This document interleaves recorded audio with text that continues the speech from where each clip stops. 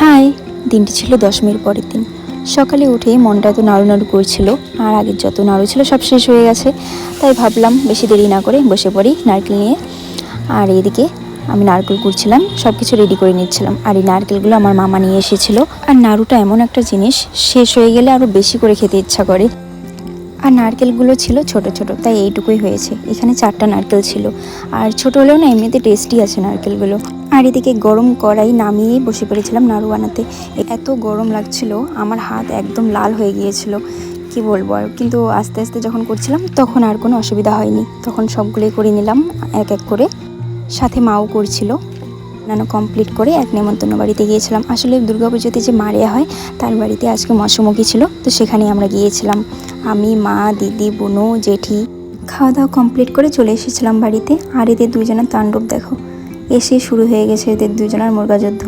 আসলে আমরা যাবো মাঠে আর ও যাবে না, তাই ওকে টেনে টেনে নিয়ে যাচ্ছিল। উনি ছোট্ট মোট্ট হলে হবে কি, ওর শক্তি আছে, দেখবে ওর শক্তি, দেখো একবার।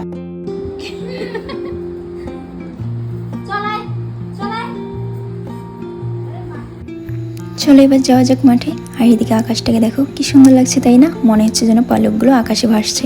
আর এদিকে এসে দেখি বিশাল আড্ডা বসে গেছে সবার। সবাই অনেক চিন্তা করছে, দেখো তো মুখগুলো একবার ভালো করে, অনেক চিন্তা, তাই না? সবাই মিলে কিছুক্ষণ আড্ডা টাড্ডা দিয়ে তারপরে ভাবছিলাম কি করা যায়। আর এদিকে তো এরা সবাই ডান্স শুরু করে দিয়েছে।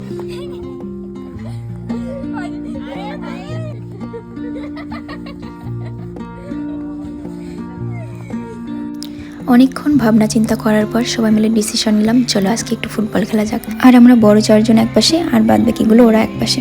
আর ওরা এত দৌড়ায়, ওদের সাথে আমরা পারি না, কি অবস্থা। আর এদিকে এসেছিল আমার দাদারা, তাই সন্ধ্যার দিকে একটু চা নিয়ে বসেছিলাম সবাই মিলে। রাতে ছিল দশমী মেলা, ওটা নিয়েই সবাই কথা বলছিলাম কে কখন যাব। আর এদিকে আমি রেডি হয়েছি। আর এই চুড়িদারটা দেখতে পারছো আমার দাদা দিয়েছে, যে লাল গেঞ্জি পরেছিল সে। আর এদিকে কি বলবো, আমরা পৌঁছে গেছি। আর এত বৃষ্টি শুরু হয়েছে, অনেকক্ষণ দাঁড়িয়েছিলাম মেলার মধ্যে।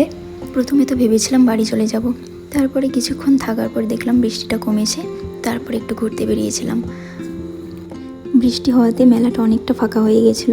যখনই বৃষ্টি থামলো আস্তে আস্তে সবাই আসা শুরু করে দিয়েছিল।